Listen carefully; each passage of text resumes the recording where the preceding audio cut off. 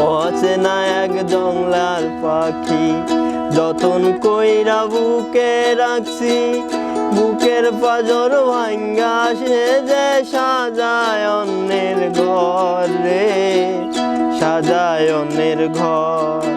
মানুষ বড়ই স্বার্থপর রে, বড়ই স্বার্থপর।